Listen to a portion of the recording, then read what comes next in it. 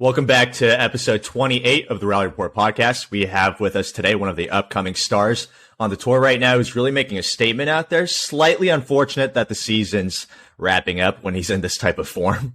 But I can guarantee he's moving only up the ranks, the newly crowned U.S. national champion. Welcome, Timmy Brownell. What's up, dude? How you doing? Yo, what's up, Sean? Thanks for having me on. Yeah, classic, just be peaking for the summertime, be in the gym, no squash. We'll sure find a rock bottom by September, I'm sure. Yeah. Is there any tournaments coming up, or are you actually on break now? There's actually a bunch of tournaments, but it's my play to not play in any of them.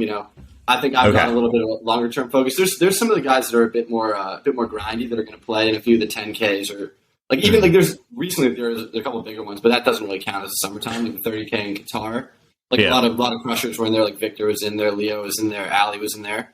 But the summertime, I think, is mostly just reserved for trying to build and improve for the next season. But you'll see that there's a few 10Ks in the U.S. in July, August. There's a bunch of England tournaments. And then obviously Australia and New Zealand, they run tournaments in the summer because it's their winter. Mm-hmm. And so people will be playing. But I think all the people that are really trying to improve are just taking the time to build. So, Timmy, would you say you fully graduate the 5K tournaments now and only onto the 10Ks and above now with your ranking? I don't know if I'll ever graduate the 5.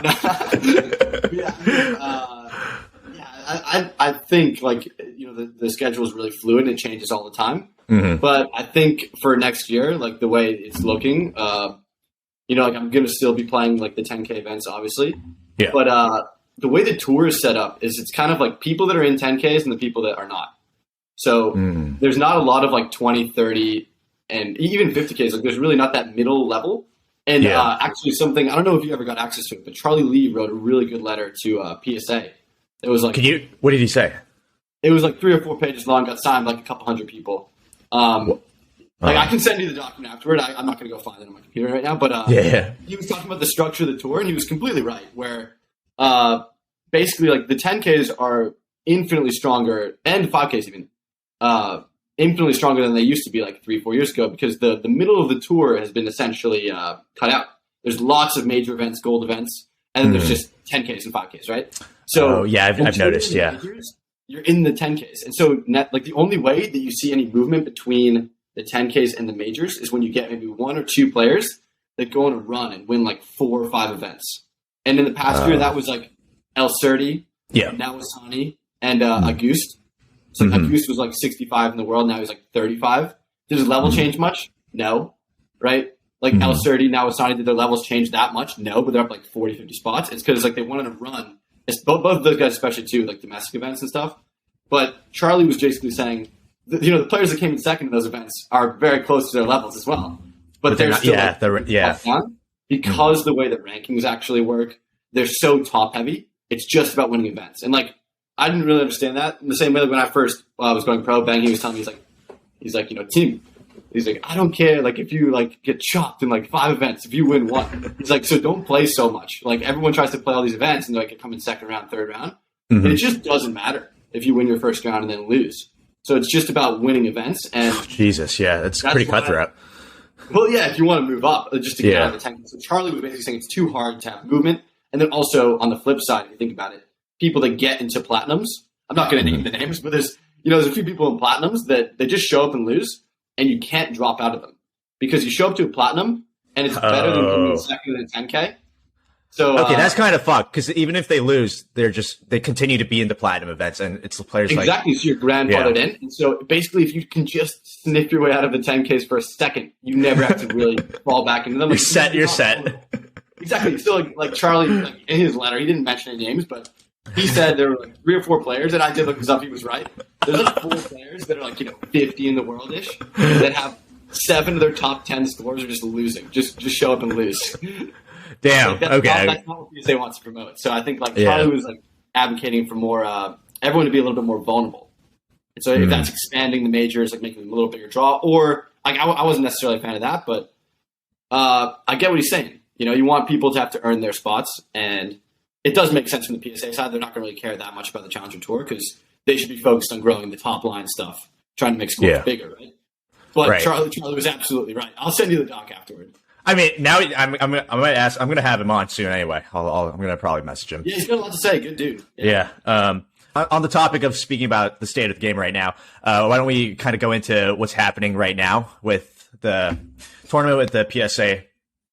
What's this tournament called? PSA World Tour Finals. World Tour Finals. I don't know if you saw, but you haven't seen all the YouTube ads where they're like, yeah, all roads lead. Road to CIB. Yeah, I remember. Did you see the Gohar and Hammmamy match yesterday? Oh, yeah.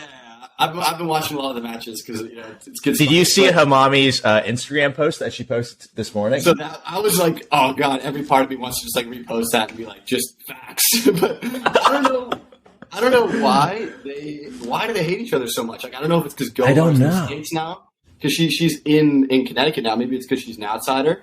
But like if you watched the Hammmamy and Sherbini match the day before, like they're trying to murder each other, but they have so much respect for each other. Like Sherbini hit the deck.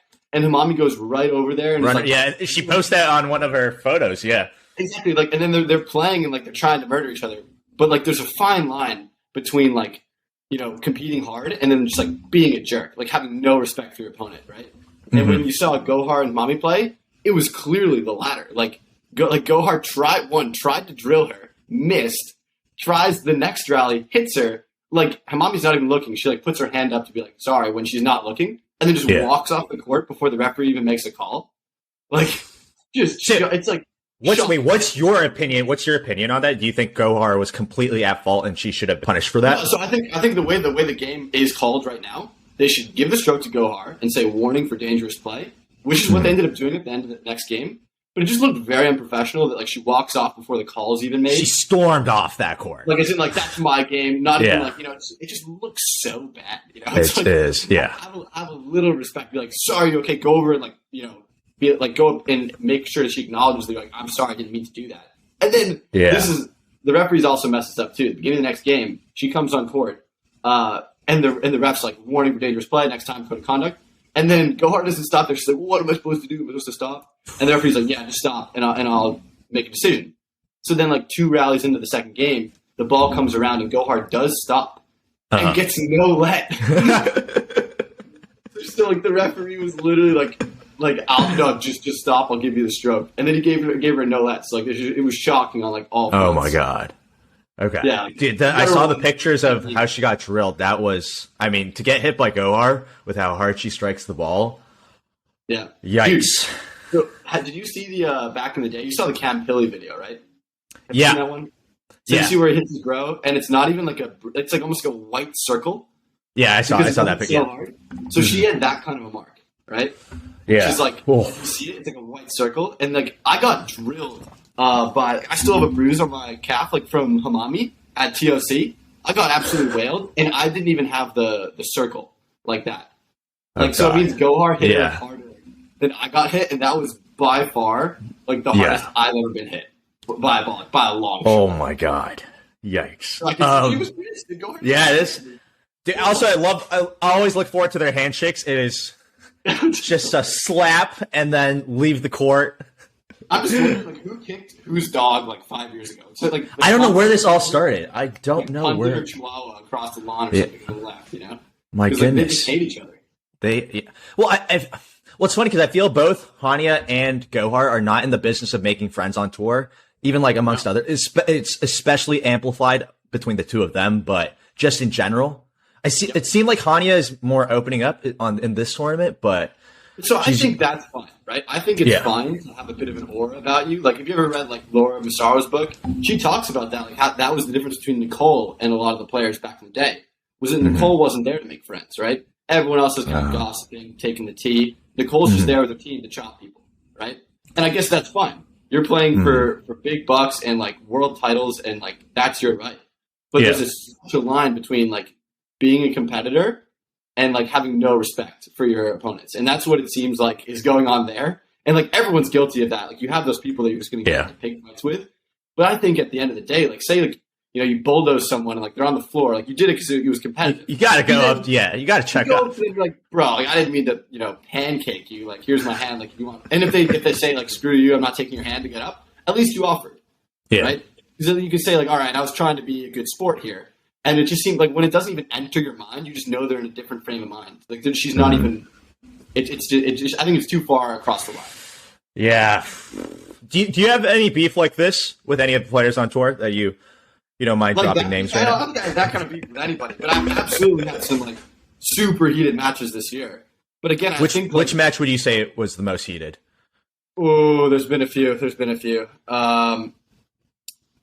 I mean, it's not like it wasn't like necessarily like it was just like the person. Like I just like the person or anything like that. Actually, I had three matches where I was like the most angry, and they were all very different in terms of the style. Like I think two of them were against Auguste Desord, who's just a physical player, and like his style kind of clashes with mine, and so I was really getting upset because like and this is happening I think at the top matches as well. If you watch like Tarek and Asal, where if you have a player that's basically like I'm not going to give an inch because like they're really competing hard.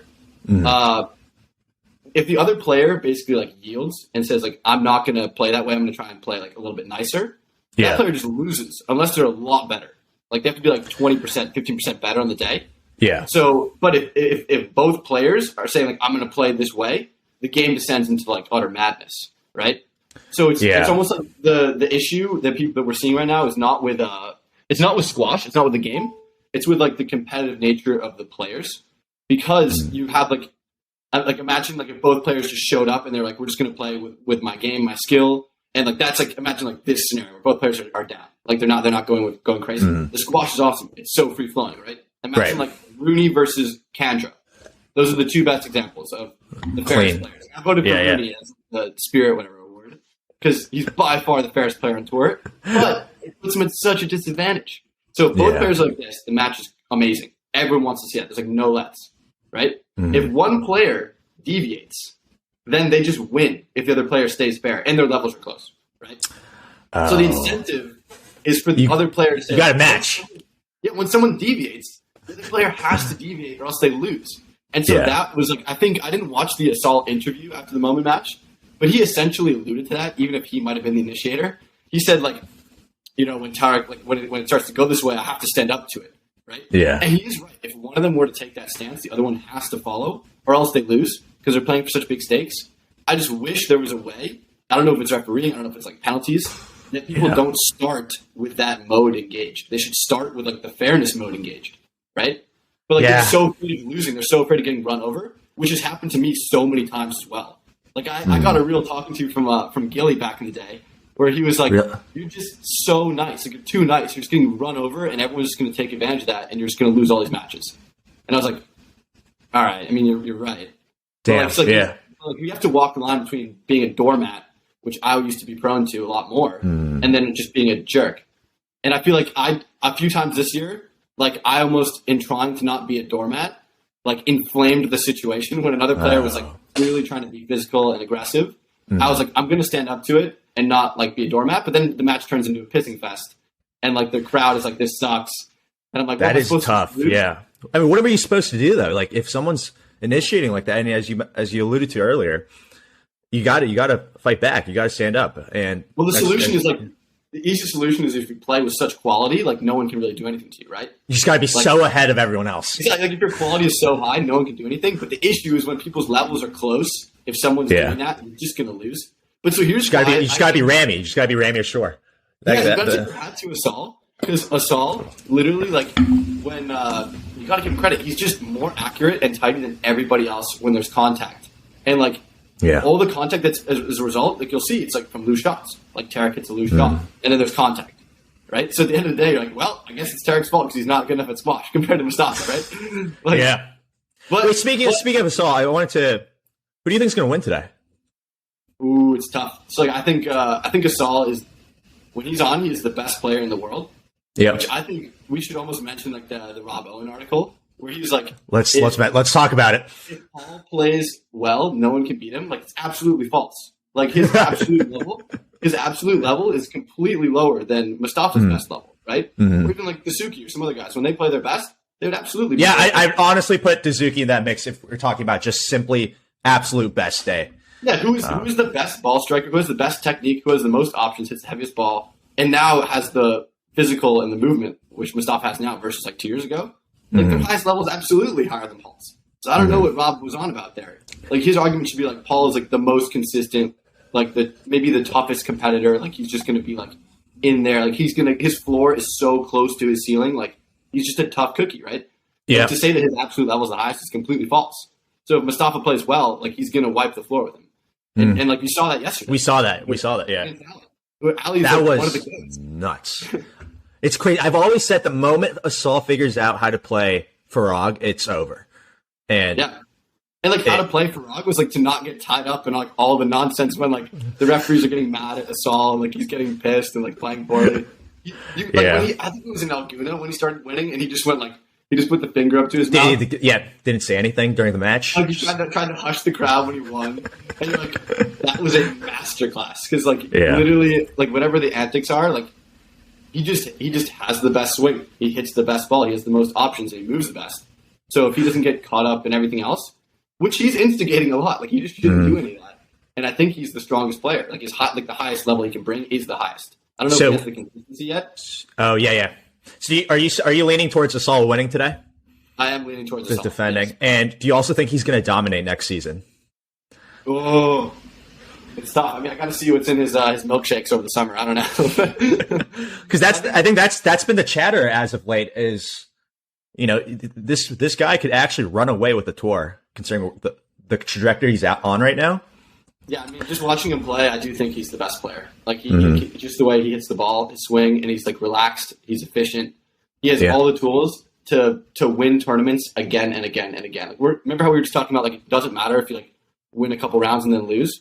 Like his game is built on winning events, right? Like he's so aggressive, can just motor through people, and he has all these different gears as well. Like he doesn't have to be in that top gear in the early rounds, which is like remember like Gregory Gaultier, like he would just absolute like he's again one of the goats would just motor people and then he would show he's giving off that vibe but like Gaultier would show up in the semis or finals and sometimes like he'd go crash during the semis he'd crash and burn right whereas I think Asal's on the road to being just like an absolute monster. Like we obviously don't know what's going to happen like if he gets injured or something happens with his technique or God knows but like he has all the tools to absolutely dominate over a year.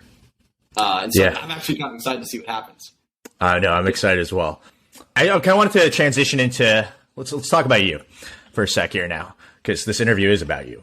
I wanted to touch on both your recent runs with the TOC and the U.S. National Championships, which you should be getting more headlines on. But I want to ask which performance are you more proud of? Ooh, that's tough. Just you personally.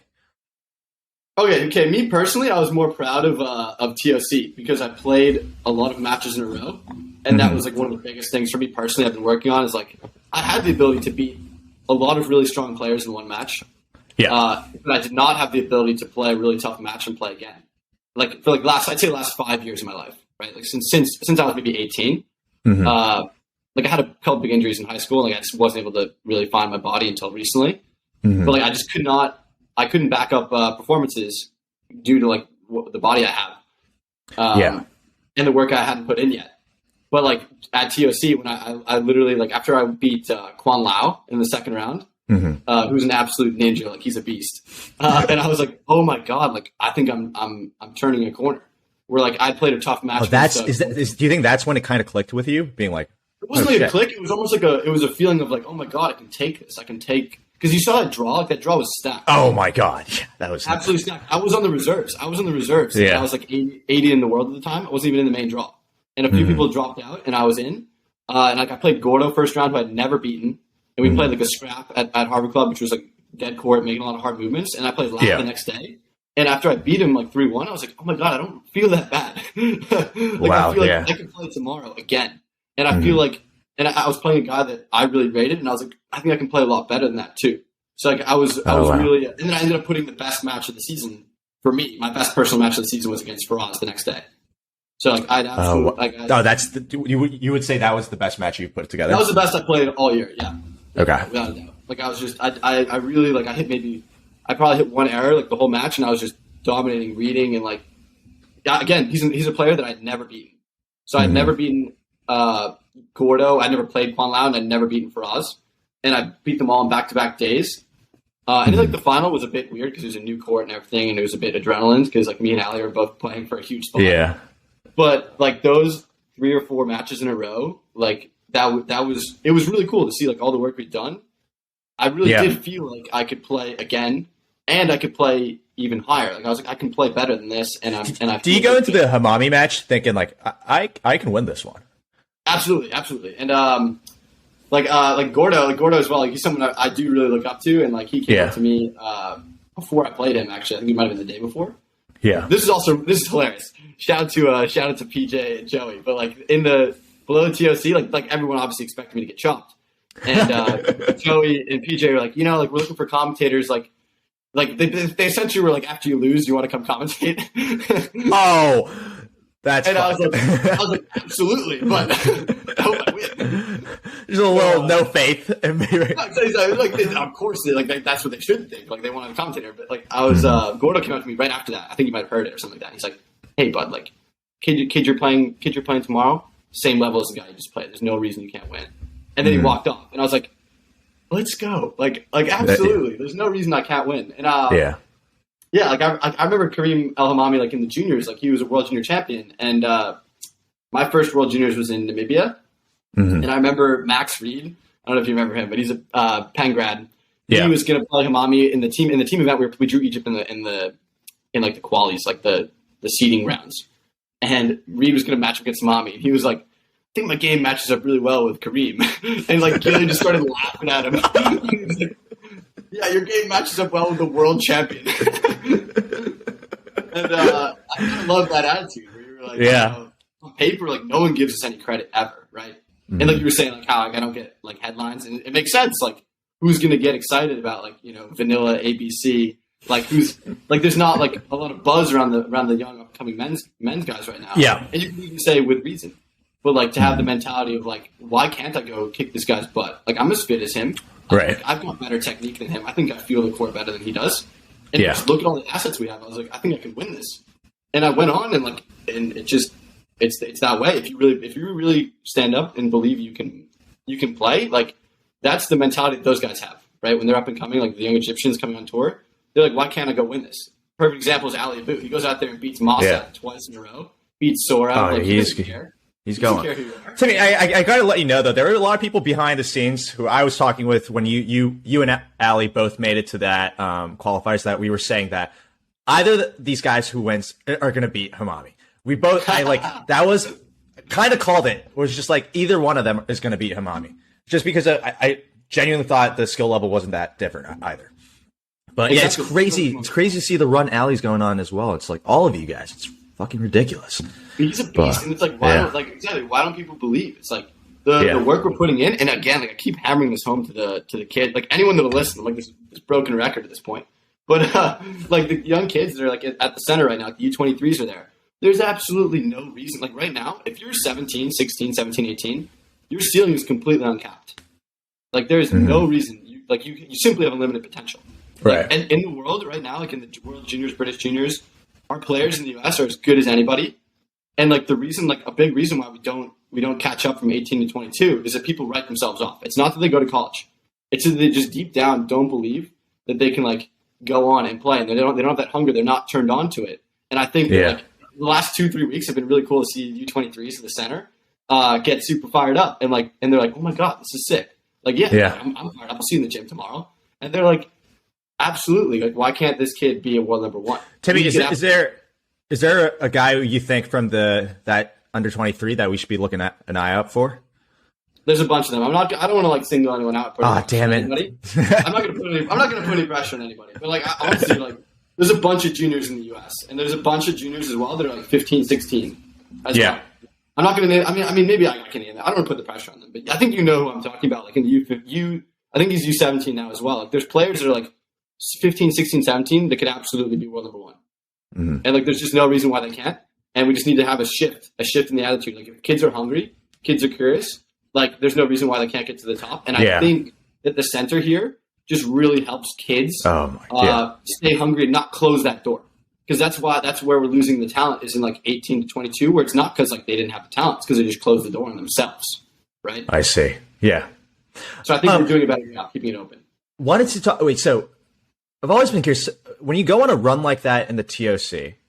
How much does that change you in terms of your confidence and the aura you bring? Does it really change you? Or are you just back to square one? Or how does that feel? I'm gonna say mostly no. Mostly no, because it's really good for your confidence or whatever. But your overall mentality, your overall attitude, like my focus, or me and Spence as well, we've both been trying to have like this focus of like work on your level. We're going somewhere that we're not even close to right now. So like if you go and win this tournament, like, you know, don't get on your high horse, and if you go and lose first round, don't get too low, because we're just working on our level. Like, we're trying to get better, and like I think the level that we're capable of playing is so much higher than it is right now. Which is also like when I won the U.S. Nationals, I've had these crazy emotional feelings, but not because of like my game or my level. It was more because like it was an accomplishment that a lot of other people deserved, and like there was a lot of people behind the scenes that needed that, and it was such a. Did you go into that tournament thinking, I have a real shot at winning this tournament? Absolutely. Yeah. Like when and like Ben, he was telling us, he's like, guys, this is a great shot.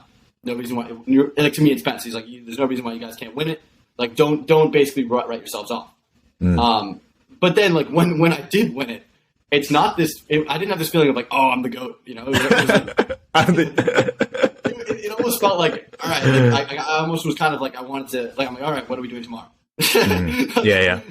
Straight back to business. Yeah. Still so far, but like that's the deeper hunger. I think it's like we're that's so sick. Where we could be, that winning a tournament. And then on the flip side, losing the first round. Like if I go fly out, I flew out to Guatemala like a few months ago, and I got my ass handed to me by Josue Enriquez, right? He was like hometown hero. Just dusted me up. Like it was a tight 3-love, but it was 3-love. Like he just stomped me, the crowds in my face, everything. And like I lose that match, I'm not like, oh, I'm worthless. I'm outside the top 100. Like no, it's like all right, what happened here? Like how do I get my level better? And I think when you have that longer. It's almost like a deeper mindset.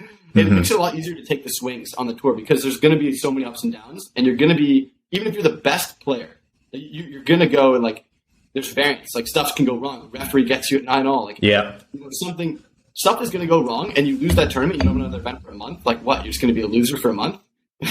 So it's I think the mentality that a lot of the top players have that I'm trying to channel is like they're worried about their level, and they're not worried about, oh my God, I lost today, so I'm a failure, or I won today, so I'm great. It's like they have like this vision of like, okay, I'm just trying to be better. And if you follow that, and Paul Cole was a really great example of that. Like if you just keep trying to raise your level, in the long run, you're gonna win the matches in the tournaments. But in the short term, there's so much noise and variance. I mean, it's so much tougher said than done. You know, like absolutely. You know, I was just thinking about you. You're on this incredible run that, I mean, I feel like anyone who in the U.S. are picking up on. I feel like I'd be entering into that Spectre Center with like my fucking like head up high, being like, I own this place now. But like to go back, because I mean, obviously, like you never know. Like next month, you could be, you know, dropping out first round. And then, like if you like bank everything on the emotions, yeah, no, I get what you're saying. But I think it's so tough to actually act like that. So absolutely, but it takes a lot of time, and I think that's why we've done so well over the last year of like trying to hammer that in. Like it's about the day to day. And Gordo again, shout out to Chris Gordon. Like in the fall, I think it was after like one of these events where I played like a really fiery match and lost, and I was so pissed.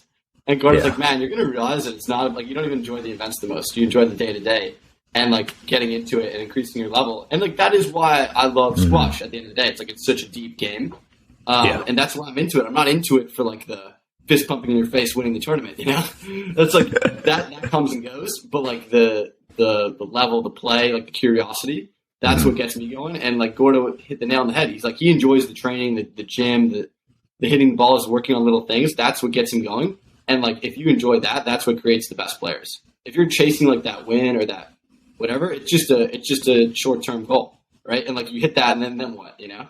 Yeah. So it's like I feel like in year one, like you win the SL Green, it's like this amazing thing, and it's great to have my name on that trophy. But like if that's what I was chasing, I'd be done now. And I'm so far away from what I could be, and like it's not a guarantee that I could get there. But I know that I'm miles and miles and miles away. So much work to do, and so that's why I didn't feel this sense of like that reward, because that's not the reward I was chasing. Yeah, that's great. Yeah, that's a great point. So I want to rewind a little bit to the end of your junior career and your time at Harvard. Yeah, go. because I also, talking about you not getting enough credit, I don't think people realize how good of a junior player you were.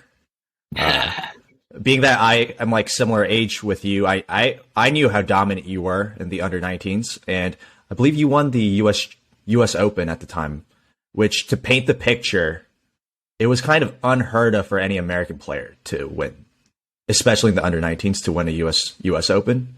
That was unheard of because of considering the strength coming in from Egypt and Europe. Yeah, so like that was a ridiculous event. Like I remember. And speaking of that, final was against Augusta. It was against Augusta, yeah. I was 17. I was 17 at the time, and a big shift when I was like 16 was that like my mom and Adam Hamill as well. Because I never won the nationals as a junior, right? Mm-hmm. And when I was 16 was when I really started to make a big jump, and I was definitely the strongest player in the U17s, and like I could have won a national championship there. And I remember that Hamill and my mom were like, what are you doing? Like, that doesn't mean anything. Like, you should try and jump to the 19s and try to play with the big boys and keep getting better. And so I did that. And I remember I made a huge jump that year. And then I won the Junior Open that summer or that winter after like a really great summer at the World Juniors. Like, I made the World Junior team after playing that half season as a 16-year-old. Yeah. And that changed my entire relationship, like, with the game. Like, I see like what I wanted to do, because I got a taste of like the Team USA aspect. Yeah, and like because I wasn't really on the radar before that, but that's what really got me fired up. And obviously, I had a big shift like that. Then I didn't get to play when I was 18. I didn't get to play that my last season because I like ripped my foot off playing basketball in the fall, like my senior fall in high school. So like that junior year, like when I was 16, 17, that totally changed my like aspirations for the game. So is that when you considered, we're going to go into this, but was that the time where you were like, okay, I kind of want to go professional? I think the time I realized that there was no reason why I couldn't, and that I wanted more was World Junior Championships 2014, where like I worked so hard all year to get onto that junior team, because like I couldn't be the developmental player, because like 2 years later I would have been just too old. So my birthday was right before World Juniors. But yeah, I made that junior team, and being there with Adam, like legends, right? Adam Hamill, Gilly Lane, they were the junior national coaches at the time. Like those are absolute titans, right? Right. Like, we got to have access to them like on a day-to-day basis. Like what a dream, right? And being at that World Juniors, and we had no respect. We didn't get like any nods from anybody. And I remember like we had so much to prove, and I was so hungry, and I felt like so many emotions that I had never felt before. Like I remember like beating, like I beat. I think it was Abdul Makarim from Egypt in pool play. And like he went and like cried in the locker room afterwards because it was such a disgrace to lose to an American player. And then I remember the first feeling I got, because like, there were so many things that happened that week. There were like that trip is burned into my mind forever. But I remember this feeling I got when we were playing Colombia in the semis of like the contests. We're trying to win to get to the 9-10 playoff. We lost to Malaysia in the first round. It was like they had like Yao and Kamal, a few other studs. Yeah. We lost them 2-1. And then in the semis of the contests, we're playing Colombia. We're down 1-0, and it's 3 matches, right? Yeah. And Max Reed, again, who's a guy that like the legend, legend. Yeah, I grew up with. Like we were just like hammering it around in Hanover, New Hampshire, middle of nowhere. No one's watching. 100 degrees, doing beep tests with each other, and like no one cared. Like no one cared about us. And we're out there down 1-0. Max was down 2-love in the match as well.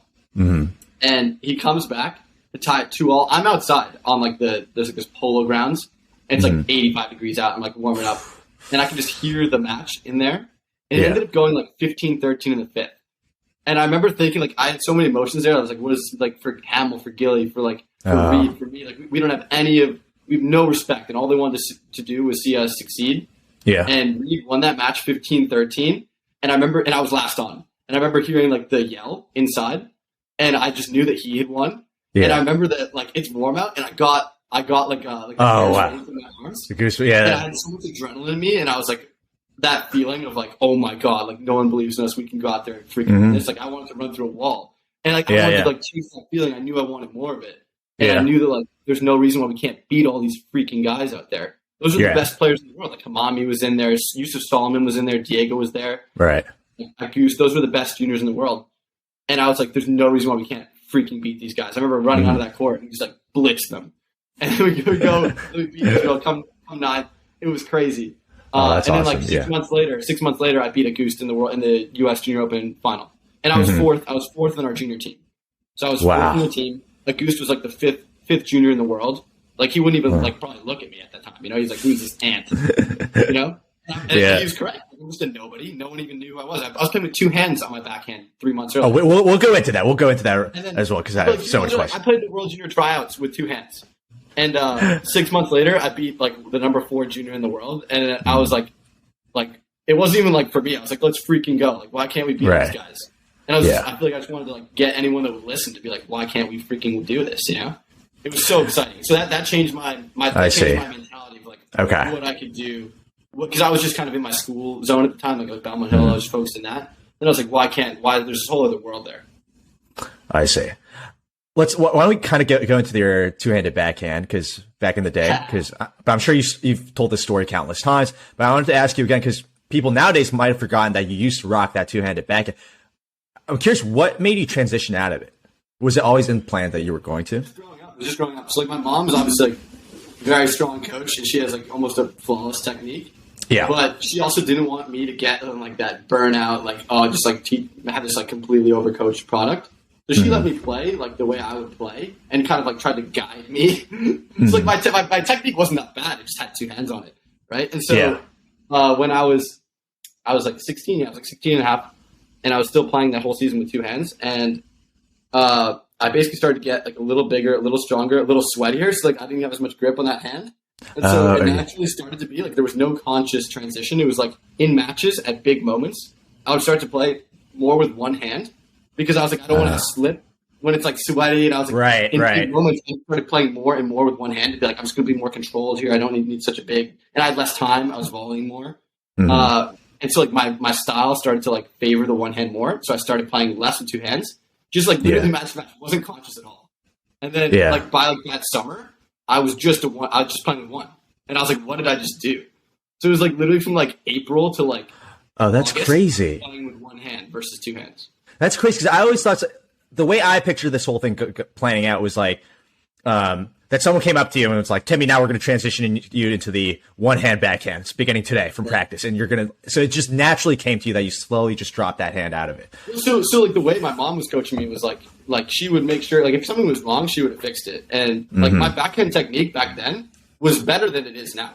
Like my one-handed backhand back then was much stronger. Like if you go look at a video of me when I was like 16 and a half, it was very natural and like technically almost flawless in the back. I would say like there were some things that are maybe a little wrong in the middle, but like when I took that right hand off of it, it was pretty solid. And then I've almost been chasing that. I've almost been chasing that feeling since like I got a big injury that next year, and like a lot of my movement changed, and so my technique changed. So in college, I had a different swing than I had when I was in juniors, and not a lot of people realize that because they just didn't watch me a lot when I was younger.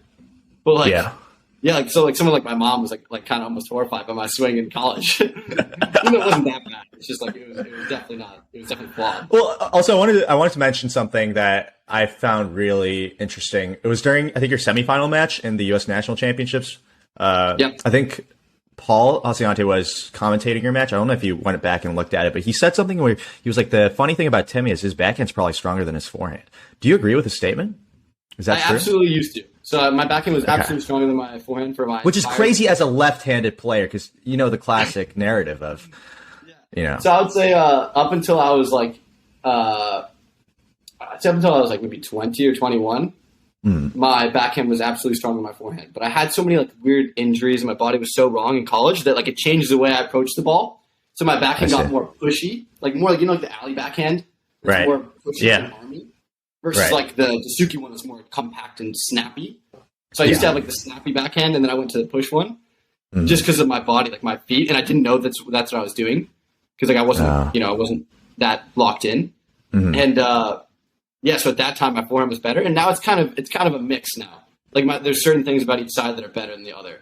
So honestly, I couldn't call it. I couldn't call it right now which one I like better. So now I want to talk about Harvard because the thing that I was kind of curious about your headspace during your time there was with squash, because you even kind of specified with your injuries and stuff. And I wanted to ask if your commitment level to being professional was consistent throughout your 4 years there. Because, I mean, it's wild to me because you might not have been in the main spotlight again. And it's hard to when you have players like Victor, Marwan, Saad on your team. So yeah, just talk to me through the whole where your headspace was at. So I was very locked into the team because like especially in my experience freshman year, where like I got that same kind of feeling that I did in the World Juniors, where like I would literally have done anything for that team. And I remember we lost to Trinity 5-4 in the finals of nationals. You were the deciding match, right? Michael Craig, who's a legend. Like I don't know if people probably don't remember this match. It wasn't like we didn't have all like the social media bump and everything like that back then. Yeah. But that was one of the craziest matches I've ever played in my life. Like the level that I brought and like the physical that I pushed to. Like I never dove before until I remember seeing. Yeah, that was. I never dove before, and I dove like something like 10 times in the match. And like, cause he was clearly a stronger player. Like I had so many but I pushed to a level where I was like, I'm willing to do anything to try and win for the boys. Yeah. And like after the match, I remember I was in a sling because I tore my bicep tendon from diving my arm so many times. God. And I didn't even know it. I didn't. Damn. So like, I finished the match and I started cooling off. Like I was basically like crying in the locker room, with the boys. I'm like, I can't believe I let everyone down. They're like, shut up, dude. You just broke yourself trying to win for all of us. But like basically a lot of memories from that season, like the friends we had, the teammates I had, they made it so like that I really wanted to see us. I wanted to see it through, because I knew we had all the ability to be the best team in the nation. And then you guys just took away with it after. But not really, right? The next year, like it was like the next year we were close again, but we were still figuring some stuff out. Yeah. Like basically my thought space was try to help the guys because I remember I was just one of the youngest guys there at the time. But when I was a junior and I was a captain, we had new guys on the team that had never freaking been to the US. Right. You had like Victor and Marwan and even George, who was like, and then the year before that, like we had Sam, like these guys like who were just absolute rock stars. But when they were freshmen, they were so out of sorts. Like they were completely like so many things were happening because that's college, right? Right. I feel like my value was like trying to having made all the mistakes that they made, was just like trying to make sure that they felt comfortable and like they felt like a part of the team, and like I got them to not be so stressed out about like school or hanging out with friends. Like there's so many things happening to them for like the first time, and I feel like a lot of my value wasn't even on the squash side on the team. It was like making sure that everybody was doing okay and like felt like really just felt like a part of the team, because that's the most important thing. It's like if you feel like you're a part of the team and people care about you, which they did, that's when people put in the kind of performances that you can't fake. You can't have a guy like, so how about like Marwan Tariq, like he played Ali Abu in the team final. This is just one example of many, but like even if Ali was a little tired, like their levels are pretty close. And Marwan went out there and played like a 10 out of 10. And he didn't say a whole word the entire match, right? Like just diced up Ali. Like it wasn't even close. He wins the match and he turns around and looks right at the team and he just like loses his mind. And like bangs the class. And you can just see like he was holding in all those feelings. But like the kind of power that it takes to get a guy like that riled up like that, there's so many deep connections that he has with everybody on the team to get him into that state. And I feel like my value on the team was like helping to create some of those connections. It was like making sure that everybody felt that's wild. Because so you weren't really focused on your individual, squash goals. Not really. Not looking back, like that's more like my active headspace was more on. It was more on making sure that everybody was doing okay. My active space wasn't about like how do I fix my back and how to fix my form. Because I didn't even realize how wrong they were. So I wasn't even thinking about that. I was just then like, when did you? Was it your senior year where? I mean, you must have thought about like, okay, well, like post graduation, I need to think of. Yeah, sort of. But like at my personal take on my squash in college was like, do the best I can do given how I'm feeling. Like I almost had the gap year like my senior year because I couldn't really play. Like they told me like, oh, we can't really fix what's up with your foot right now. Like it might be a little while. Foot's all fine now though. Like completely. It's fine. It's fine. Yeah. Like, just go back and forth. But at the time, like I was thinking like do the best you can do with your own level. Yeah. And try to bring like, all the value you could bring to the team. Like, cause like my senior year, I was like playing 6 on the team. Yeah, I was gonna say how ridiculous. Everyone was talking about how ridiculous it was that you're playing number 6 on a. I mean, no matter how good the team is, like that was dude. Year before, Saddledine was like 6, and we're like world number 1, number 6. Like Saddle was the GOAT number 6 the year before. It's actually so crazy. I mean, that was probably the best college squash team we'll ever see, just like put together, I think. Yeah, I thought it was kind of interesting this year where everyone was like saying that those were the best teams, and they definitely weren't. But I mean, I feel like the overall competitive standpoint. Yeah, I mean, if we're talking about like the best team ever to be made, I think that I think my junior year was probably the best. Was probably the best team. It's semantics, right? Like maybe the Harvard team from 2014 was also outrageous. I think that the overall level of college squash is up, and that's amazing. Yeah. But I do think like it's better. I'd rather have weaker teams that are closer. I mean, it seems like that's what we're going to be seeing next year. Real quick, what's your hot take on who you think is going to be winning it for the CSA for the men's side next year? Well, I don't have enough knowledge of all the players anymore. Like because the rosters are so fluid now. Like there's a lot of faces. Both Penn and Harvard are losing a ton of people, but what I do want to see is I want to see like mayhem in the top 8. Yeah, and, like, I really hope so, and I think we might be seeing that. And why can't there be mayhem in like the top 12, like trying to get to top 8? You know, like that's where we're headed, and I think that's much better for the game. But when I was in college, it was mostly like each season was 2 teams, and it was like you were just building all year for that test. And that's why you saw like some of the craziest matches. It was absolutely ridiculous. It was fun. I mean, you were keeping up with the entire season. Yeah, you also did a little commentating. I saw for It was so fun with Lovejoy because Pullman just reached out and was like, "Yo, guys, like hop in the booth," and we're like, "Okay, no experience, like, no rules, no rules." Talk about mayhem. That's what it's at. It was great banter. Like we were keeping it light. But like Lovejoy had a few big slip ups. It was poor. Like I remember like. It was like, a few hours in the stream, and we were given like, I think it was Max. It was like one of his Yale teammates, Max Forrester. Yeah, giving him a hard time. Like he kept getting like these sitters in the front, just like doing nothing with him. And I'm like, Max, you just gotta go up there and like put it in. And then Lovejoy goes, "That's what she said," like right into the mic. And then we get like 20 DMs.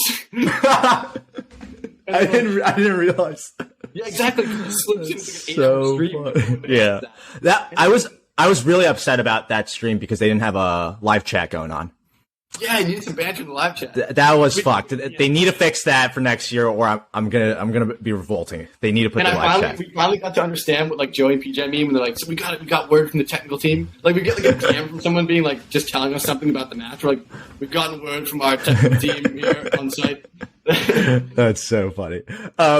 Just quickly transitioning into you've been a big advocate of what U.S. Squash is doing to support players, grow the sport, and give you guys who are going professional a base to train at. I wanted to mention your day in the life video. We're still waiting on Spence's, but if people haven't seen it, he's slacking out there. I told him on our episode that you should go do it. He's the social media guy. I'm a social media ghost. Like he's got to be the one. Like he's got the commercial smile. You know? He does. He's got the main character. But I mean, yeah. If people haven't checked it out, it's on Timmy's Instagram. Production levels off the charts. So made it in one day. Let's go. It's a huge candid take on it. But I was wondering. So you've been committed to this program for a full year now. Yeah, I moved in like June 6th last year. So wow. So it has been a full year. Yeah. So I wanted to ask you what you thought could be better, or you'd like to see them add on to what they're doing to right now. Like in like the okay. Yeah. I think that's all right. I think we had a meeting about this actually. Just the players before we met with like the staff and stuff like that. Because the biggest issue we have is that the older players want to do more of their own thing. That's the biggest issue of the program. Oh, and are not buying into the system. Because remember I was saying like you get the best performances when everyone wants to be there and they would like like they're fired up by the guy next to them. Yeah. And like me and Spence are getting that, right? We're like, but it's just us. And like Shah recently has been amazing. Like he's been like all the time the last 2 months. Like when I first moved, Shah would like he didn't have a place to stay, so he'd just be like on my couch for like literally like a month just training. But like that buy-in is coming, right? And the U23 is there, you can feel it. But the older players, right? Imagine if you're like 31 years old, right? Yeah. Like, and you've done your whole career on your own. You got your whole team and everything like that. Why, like, they don't want to give up the reins necessarily. Not like we don't have autonomy. We can do whatever we want. but they don't want to like upend their current structure, and that goes for like almost all the older players, right? Yeah, to some extent. So the biggest change that I would want to see is just more people. That's it. It's like if we got everyone there all the time, that's where you get that environment where people get fired up. And like when you're fired up every day, that's when people make big jumps. Is there a little bit of tension between the older guys and you guys as you guys are upcoming? Players, no, but I think the tension was between the older guys and just like the organization, because they just didn't want to change. Like it makes sense. You're going to be hesitant to be like, why should I upend my whole career when I'm in my prime? Or like a couple more years in my prime. I'm not going to change my whole system and pray that it works. Yeah. Whereas me and Spence at least showed a little bit, and Shaw now, we showed a little bit that it does work. And what we're doing is good. No, 100%. Yeah. So that's why I think we had that meeting, was I think some of the other players were maybe not feeling left out, but they were like, there's something good going on here. And like, I think we want a sniff of it. And so what that meeting was about was like, what do we have to do to make sure that it's worth our time? Like the other players, like it's worth their time to come in and train with us. Right. And like, cause they see something good going on. They want to jump in, because it makes sense. Like a year ago, right? Like talk about like, we're nothing like people don't get fired up about it. So you see me and Lovejoy, and if you're like a top player, you're not going to be like, oh, I'm going to go train with those guys. How attractive is that place over there? Don't rate us. Like it doesn't matter. Yeah. If I'm top 15, like people still won't rate me. But you gotta start giving you the credit, man. Nah. But like, ridiculous. But like, here's an example. Like after this year, like I got a text from Sourav. Like Sourav Ghosel's like legend, and he's like, dude. Like I'm in Philly for like he's in the US. He's gonna go to like Cornell and train. He's like, I want to come to Philly for like 2 weeks before that and train with you guys. And I'm like, wow, this is what it's about. Yeah. That's the whole thing. It's like you want us to have this epic, like this base, this machine that's just going, and then top players can just plug in, because that's what it's gonna be about. Like say 2-3 years from now, like we're just gonna have this machine with like players and players and players, and then like 3 weeks before US Open, like Jasuki, Asal, whoever it is, they're just there. They just slot in for like a week, 2 weeks, or whatever. Like people are in the States. That's crazy. Yeah. Instead of like people like, oh, I'm going to go to like wherever, like just trying to piece together my training. They're like, just going to go to the center and jump in for 2 weeks, whatever. Like that is the dream. And so to see like a top player like that be like, hey, I'll come train with you guys. It means like he rates us enough to think like it's worth this time, Right. No, that's awesome. Yeah. There was some of that where like I knew that we'd have to put in a lot of time. We still have to put in more time to show that like we're worthy of people's time. But like I think it's encouraging to see the older US players who have obviously a lot more accolades and experience than we do. Yeah. That they see what's going on and they want some more of it. And I think that's great. And I think that the more people that we get, the better it gets, because we're all experts at the game, right? It's like the more of us that are there, like, we can improve it as it goes. Whereas right now it's just like me, Spence, Shah, Benghie, Bridget, Liv Klein, like people, like the core groups that's there every day, like, right? We're going to improve. See, that's like the actual core group right now. The people that are there every day, right? Okay. Whereas like some people are like, they're half the time or less, or like, they're doing some of more of their own stuff. But the more people that are there, the better it gets. And it's obviously like, it's just getting better all the time. Yeah. But I think if you want to maximize it, just get everybody there. That's all you got to do. For sure. Yeah. Oh, I was curious about that. But I wanted to transition into the quick fire segment now, just to get to know Timmy a little more. I do a couple squash related ones and life related ones. To start off with, Timmy, if you're 10 love down in the fifth, are you the type of player to go for it or play it out?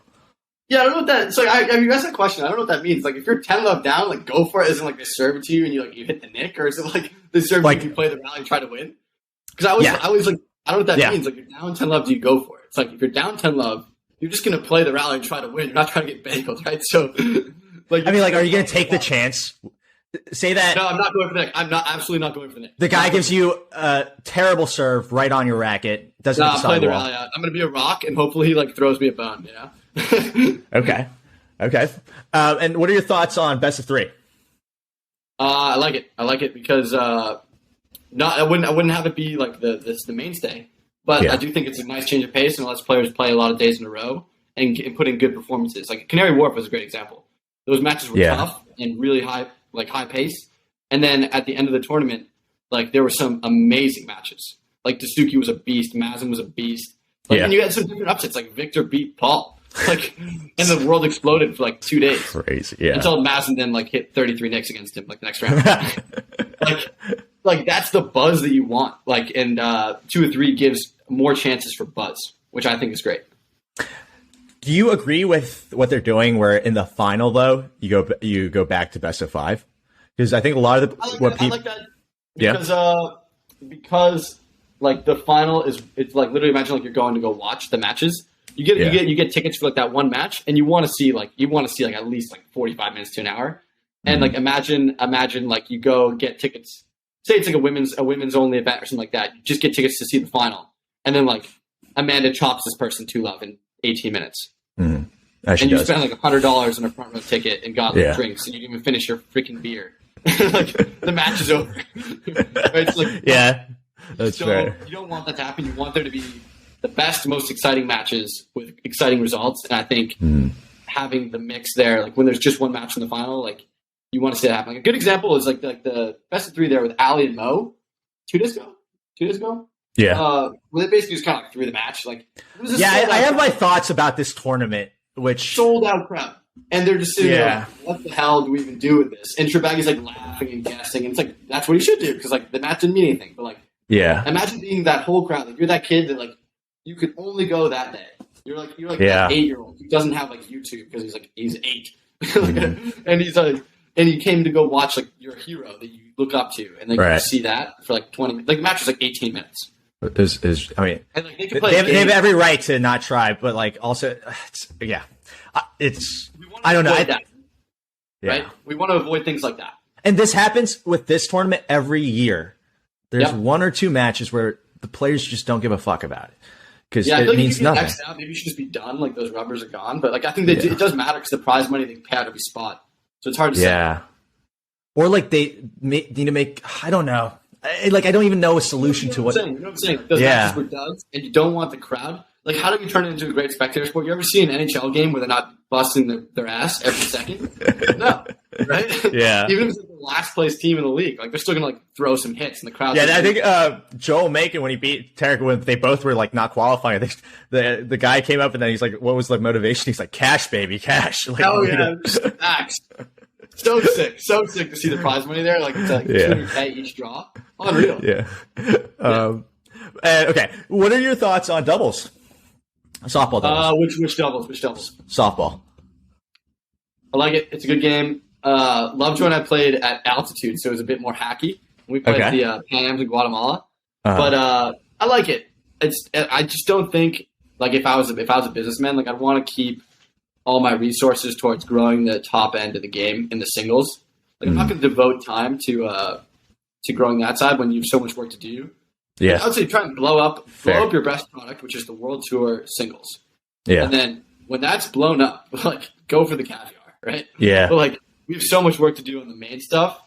They're like when I hear people like, especially in the US too, when they're talking about like hardball doubles and stuff like that, to like for like the old people, I'm like that's great, but like you want to blow up your main product first. If you're like a growth company, like you're gonna just you try and blow up your revenue for like your best selling thing and just blow it the frick up, and then you focus on margins and other stuff, right? Yeah. You're not going to worry about like. This is the time. This is the time to blow it up, right? And we got such a character with us all. You might just milk every ounce out of this kid. Exactly. Yeah. Freaking get the spice and like put it in the pot. And grow your brand. This is the time to do it. We might never see a more controversial figure again like this. And it's such a good time as well with like the way social media is right now. Yeah. Like, if you just like follow like the Sports Center model, like all like the pages and stuff like that, just literally pump stuff out, people would love it. And then we had that talk about like the US Squash page right now. It's like US Squash page has like 10K followers and they post like the most boring content. It's like, and like the people that are very high up in that meeting are like, we agree. Right? So it's like just this is the most dull fucking Instagram I've seen. Just let the people that work for US Squash, there's a few of them, that know what they're doing. They're so plugged in. Let them just run it like House of Highlights or something, right? Like you could easily 10x, 20x, 30x the followers on a page like that. And it's like PSA as well is doing much better. You see like they put like some like stupid rally of like Miguel doing like a half dive. Like it wasn't even a great rally. They put that up like 2 days ago. It had like 5,000 likes in like 2 hours. And like most of their videos get like, 1,000 likes, something like that. Like they put like an old clip of like a medium rally and just put some music on it. And it was like, guys, Meanwhile, U.S. Squash is doing a speaker forum next Tuesday. Like black and white photos of like people just standing there going like, Yeah, I mean, it would be cool if you guys could do like. I always love the day in life thing. If you guys could do like Instagram takeovers, I think that's such an appealing thing as well. Yeah, but dude, like the reason why I did that video was literally because I was like, I kept getting questions from kids that were like, they didn't know what we're doing because it was so hush hush and it was so new at the time. Mm-hmm. And I'm like, why isn't there someone just literally it takes 8 seconds. And so I don't even like my Instagram was like fake basically. There's no one like following the page. And I put this video out and it like blew up. Like everyone like wanted to, oh my God, this is sick. And I took a few clips from a Monday. Like I just took like it's a 4-minute video.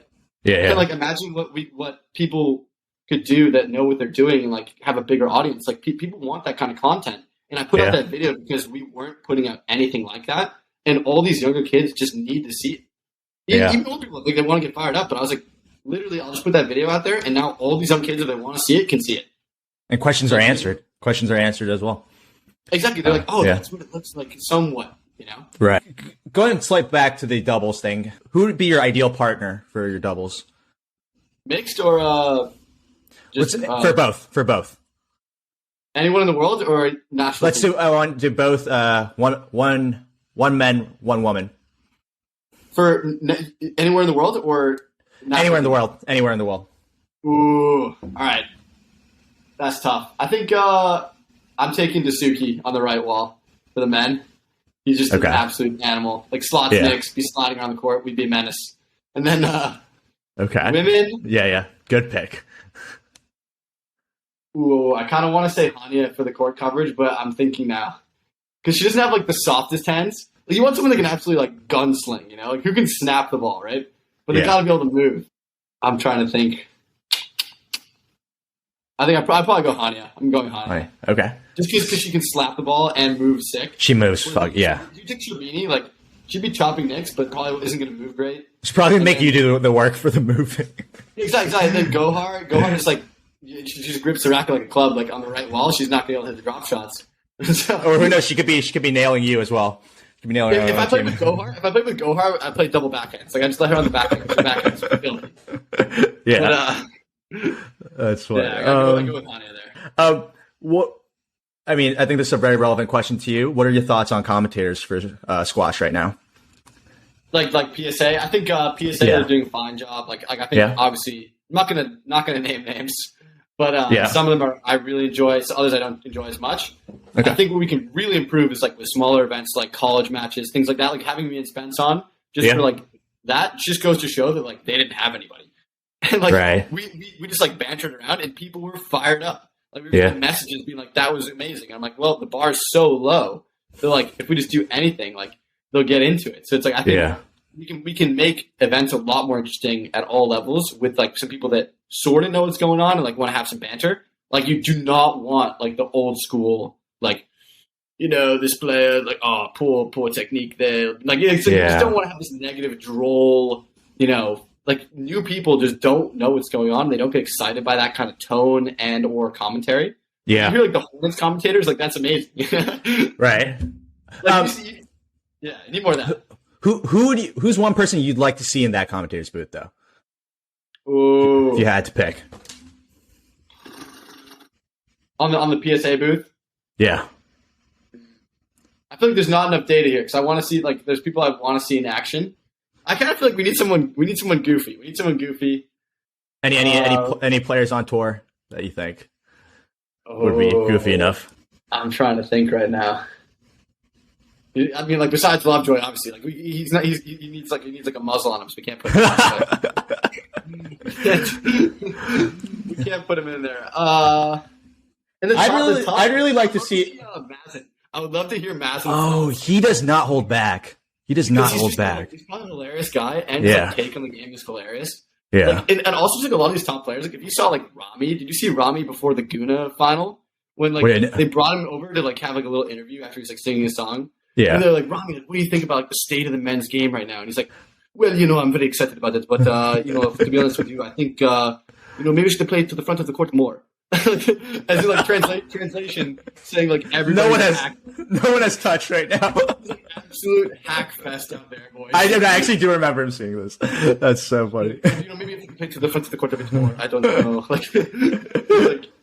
I would love to hear I don't think players say someone like Madison should be a mainstay commentator, but I think it'd be fun to have them on for a tournament or a match and just hear their thoughts because they're kind of characters and they're gonna have really unique perspective on the game. But someone that's a mainstay would have to be really well spoken and it's hard to pick one right now. But I'm sure they're out there and they might not even be an expert player. I mean, I'm loving the addition of Lisa Atkins in the booth. I think she's great. Yeah. I sometimes though she does get a bit too they jump into it, they get a bit too technical with the gameplay. Forward lob there, they're a bit too negative. That I don't know. I'm not gonna categorize it, but they just get a bit negative, a bit too focused on the strategy sometimes. Mm-hmm. Where it's have the strategy in there, but keep in mind if you want to have a big audience, just to take note. There's so much data out there. Look at the NFL, look at the NBA, look at the NHL. They're oh, what a shot from Curry. He's not Steph, did really well there. And shimmy 3 inches to the right, and then but there's a bit of a kink in his elbow there. I think that was pretty poor, but he got away with it. That shooting technique could have a little work on it right there. He's got away with one there. It's no, just whoa, what a sick shot. Okay, I'm gonna let's do two juicy ones. I don't know if you're gonna answer these, but let's start off with most underrated player on tour, in your opinion. Okay. I'm gonna do okay. I want to comment on this as well because I listened to a couple of other episodes. Everyone was saying that Miguel is overrated. I need to speak on this before I answer. And they just have no clue. I think it was Lovejoy said Miguel as well, and I got crap on him. But Miguel Rodriguez, I saw him play at altitude in Guatemala against Leandro Romiglio, who's also one of the most underrated players. Mm-hmm. And the things he does with the ball, the feel of the court, his technique, it's nothing that any of us are even close to. His everyone's his technique's his backhand is almost flawless. It's clean. He strikes it. Yeah. And so I've heard people on your podcast comment about his technique, and I'm his backhand is almost technically flawless. Almost flawless. And the way he moves the ball, you could say that he's underrated because he could play up to such a level that is so high given his technique and his movement. To beat Mohamed El Shorbagy in the finals of the British Open, his level was absolutely there, and he absolutely deserved the match. So you can say that he's an underachiever over his career. So I think that's an underachiever is good. Absolute joke that people are he's overrated. It's no, he could chop you with one eyeball. He literally imagine the PGA example. He could go out and shoot 66. Piss drunk. Mm-hmm. He just has so much talent in him that is unimaginable. And I got to see it live with an altitude ball that I could barely control. And I'm a skill player, and he was just making it sing out there. So I got to back up my boy. Miguel there. Miguel's finally getting some love on this podcast right now. Almost, right. And then underrated on the World Tour, I'm going to say Rooney just because he's such a good sport. Remember we were talking, he plays at such a disadvantage because he plays so fair. Yeah. But he has absolutely all the tools to be in the top 10. He's got a great reach, great hold. He feels the court so well. He's the opposite of boring. And he's just you can see he plays with the attacking style, and he's starting to get the physical under him. He has all the tools to be in the top 10. He's not there yet, but absolutely he's underrated. And for him to get into the top 20 while always playing fair, that means if he played someone else, he might be 12 in the world. Yeah. But I gotta give him props for always playing fair and getting to that level. And then I think Challenger Tour, there's a bunch. Mm-hmm. I think he's not the most underrated, but someone that no one talks about is Quan Lau. He's an absolute ninja. And I played with him in practice at the Spectre Center. Mm-hmm. And he was one of the most difficult players I've ever played in practice. Wow. And again, there's a difference between practice and the matches. I played him in a match in the tournament and I beat him. In practice, he's so his understanding is so deep. He's not very traditional, but the way he feels the court and his movement ability and his talent, his ability to just pump the ball in the nick from random places, is he's in a rare group of people. But no one freaking knows who he is. He's an absolute ninja. He just kind of goes a bit wild in matches. He can't put it all together. But if you watch him at the World Doubles or whatever, he's playing with Willstrip and Deck James, and he was the best player on the court. Like, wow. Yeah, people don't know. I'd say he's underrated just because like literally no one knows about him. Yeah, he's just an animal. I see. So how about overrated? All right, overrated. I'll go it in a different way. I'll say like I'm really impressed with where they are and who they beat, given what they have. Okay. And I'm gonna say Nathan Lake because I think he beat Marsh in the Houston Gold event. Yeah, he's also beating him at Canary Wharf, I think. Like that just for that result alone to happen is so astounding. Given his movement, given like when he backpedals and has to move forward, he can't. Like he needs another step. Like I'm in that space right now too. Like when I know exactly what it feels like because I move like that, sort of, right? And for him to be able to beat top players, moving that way just shows like how deep he feels the court and like how much better he is than them with like moving the ball, like literally playing the chess. Yeah. Versus like he's basically driving like a shopping cart against Lambos, and he like beat a Lambo. Like that's insane. Nathan Lake's motor is a shopping cart. He just put some Nas on a shopping cart and just like heated at like 230. But like to beat Gregoire Marsh as like a person that's just not athletically in the same conversation is almost impossible. Like if you watch Marsh like play like Sherbini, like Mohamed El Sherbini, or like other players, like I've watched him play matches against people where I'm like, oh my god, he's just an animal. Like he's an absolute motor, and his technique is ridiculous, and he's like moving the ball around. And to be able to beat that level of a player with all those skills, and you can't move like to that level, it's all relative. Yeah. I think that is obscenely impressive, and it shows how good he is at all the other things. Right. So like, I'm going to say that as like not overrated, but like just really impressed with what he's done, given what he has. Okay, and then I'll take that. I'll take that in. Take that as an answer. I don't know about Challenger Tour. I'm just going to leave that one up for the fans. I don't know. You know what? All right, fair enough. Couple of life-related ones before we wrap it up. Shipwrecked on an island. Timmy, all your basics are covered. What are the two things you bring with you? Ooh. Basics are covered. I'm gonna say the Xbox so I can play with the boys. Okay. Obviously, gotta get like whatever COD with the boys, zombies. Second item, I'm gonna say golf clubs and just pray there's a course nearby. Pray there's a course nearby and hit the links, hit some nukes. Yeah. All right. About best and worst purchase you've ever made. Ooh, that's tough. Because I'm not a big spender. I mean, everyone that knows me knows I dress homeless. Like I'm literally I'm like the opposite of a like. Spence and I went to Target like 2 weeks ago. He's like, dude, we gotta get you some nice pants, man. He's not hooking you up with his fucking clothing.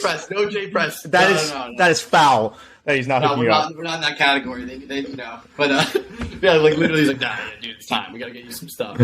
But trying to think of the worst purchase I've had. I think I just really don't buy that many things. I would say the actual like literal worst purchase I've had was when I was in high school. I needed a laptop, and I remember like my mom got me like this just like horrific like PC laptop that like couldn't even like load a web page. And she's like, "This is the first like what's like the budget option or whatever." It's like the first one, it'll get you through. And I couldn't do any of the actual things I needed for school, so we just had to like give it back right away and get like a Mac. Could have been a lot better if you started off with the Mac. Yeah, exactly. That was like literal worst purchase. Best purchase. Ooh, it's tough to say. I'm gonna say I don't really have I can't put a best purchase on there. I'm not gonna. So just because simply you're sponsored by everything you. Sponsored by everything. No, I just don't buy anything like that. Like that important. Maybe I really like the Alexa. My kitchen is nice because I love playing tunes in there. I'm gonna say the Alexa. Alexa, okay. Like when you're cooking, you're playing some good tunes. Like that's a game changer. That's good. All right, fair. Biggest pet peeve for Timmy. Ooh, all right. There's probably a few. I would say. Let's hear it. Biggest pet peeve recently. Yeah. Well, maybe this is a theme. Like I'd say biggest pet peeve that was like only applicable and basically like in college and on is like people are like, yeah, like let's go, let's hit at this time or whatever, like unstandardized hits and stuff like that. Or you could say anything like dates, hangouts, whatever. And then like 10 minutes before, they're like, "Oh, yo, like, dude, like, I just woke up, or whatever. I'm like, I'm gonna be late or something." Like, you're like, dude, just like let me know like yesterday that you can't make it. Like, I don't care if you can't make it. Just don't like I've had hits. Like there's a player, I don't know if you know him, Sanjay Jiva. Yeah. So talented, like infinite talent, right? Yeah. This is like 8 months ago. Like I was just at the center. So like we didn't have like Ben, he wasn't even there yet. It was like, so I was just kind of making all my own hits. Yeah. And I like already done a session or two. And I was like, "Hey dude, like you want to hit at 4 o'clock?" He's like, "No, like I can't do that. Let's do 3." And I'd never hit with him before. I'm like, "Okay, Jesus." Like, like I lose an hour of recovery. Like, I lose an hour of recovery. But I show up at like 2:30. I start getting warm. You know, I'm like, ready to go. And like I finished the gym at like 11:45. So like I'm like not feeling great. And he texts me at like 3:06, being like, "Yo, bro, I'm in traffic. I'll be there in 10." And I'm like, yikes! Like I just like, you know, I took an hour away from my recovery, put myself at injury risk, and like was ready to go. And like he's a pro player too. And I remember when I'm normally not that confrontational, and he showed up, and I was like, "Dude, like, you know, you're a pro and I'm a pro. Like that's just a waste of my time. Like, what are you doing?" And I would normally like never say that. And he was like, "All right, I got you, bro. Like, I'm sorry." And like we haven't hit since then. Like obviously. But that's Would you say you're also a very punctual person in general? I would say like with anything that I care about. Yeah. I'm gonna just like I don't even have to worry about being punctual because it's just there, you know. So going on dates and playing squash, Timmy will always be on time. All I need. I'm always there, bro. I don't know. I don't think they'll show up, especially for the dates. But well, yeah, I think that kind of covers it all. I think we'll wrap it up there, folks. Yeah. Thank you, Timmy, for joining. That was awesome. Thanks for joining in. Who you got for the World Tour Finals? Starting in 10 minutes. Okay, I got El Shabini winning it from the women's side, and for the men, I have to go with us all. I don't see. Let's go. So all right, that's what it's so wrong. But yeah, thanks, Timmy. Yeah, dude. Thanks for having me on. All right.